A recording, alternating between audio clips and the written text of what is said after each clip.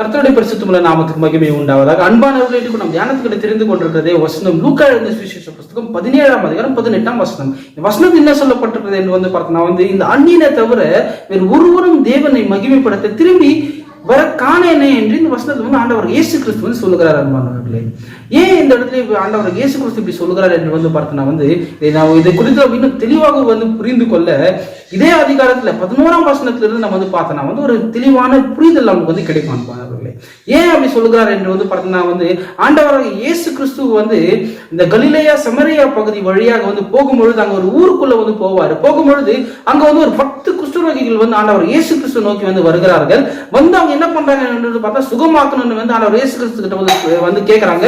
ஆண்டவர் இயேசு கிறிஸ்து என்ன பண்ணாங்க, சுகமாக்கி என்ன பண்ணா ஆசாரியன் கிட்ட போயிட்டு அதை காட்ட சொல்வார். அன்பானவர்களே, ஆசாரியன் கிட்ட போயிட்டு அவர் சுகமாக்கிட்டனாலும் ஆசாரியன் கிட்ட போயிட்டு ஏன் காட்ட சொல்றாரு அப்படின்னு நம்ம அங்க பார்த்தோம்னா, அப்ப இருந்த நாட்களில் ஒரு மனுஷனுக்கு குஷ்டரோகம் வந்திருந்தால் அது குணமாயிடுச்சா இல்ல குணம் ஆகலையா என்று சொல்வதை கன்ஃபார்ம் பண்றது யார் என்று பார்த்தோம்னா, இந்த ஆசிரியர்கள் தான் அது கன்ஃபார்ம் பண்ணுவார்கள். அன்பான அதுக்காக தான் அவர் இயேசு கிறிஸ்து என்ன பண்றாரு, ஆசிரியர்கிட்ட போயிட்டு அதை காட்ட சொல்லுகிறார். அன்பானவர்களே, அவ போய் காட்டும் பொழுது பார்த்தோம்னா எல்லாரும் சுகம் ஆயிருப்பார்கள்.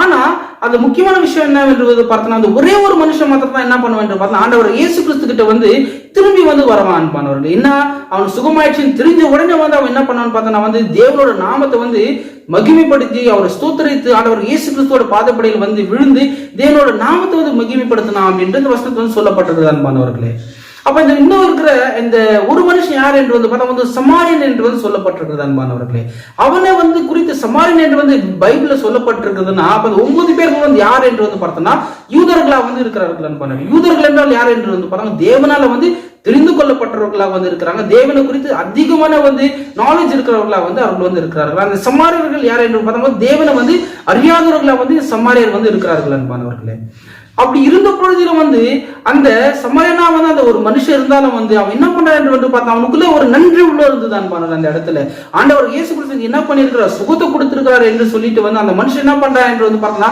திரும்பி ஆண்டவர் இயேசு கிறிஸ்து கிட்ட அந்த மனுஷன் வரான். என்ன பண்றான் என்று பார்த்தா ஆண்டவர் இயேசு கிறிஸ்து பாதப்படியில விழுந்து தேவனோட நாமத்தை மகிமைப்படுத்தினான் என்று சொல்லப்பட்டிருக்கிறது. அன்பானவர்களே, ஆனா அந்த 9 ஜனங்கள் யாரா இருக்கிறாங்க, தேவன் அறிந்தவர்களா இருந்தாலும் கூட அவங்க என்ன பண்றாங்க, திரும்பி ஆண்டவர் இயேசு கிறிஸ்து கிட்ட வரல. சோ அவங்களோட நோக்கம் என்னவாக இருந்துச்சு என்று பார்த்தா, வெறும் சுகம் பெற்றா போதும், அவங்க அதை தவிர வேற எதுவுமே அவங்களோட இது மைண்ட்ல இல்ல.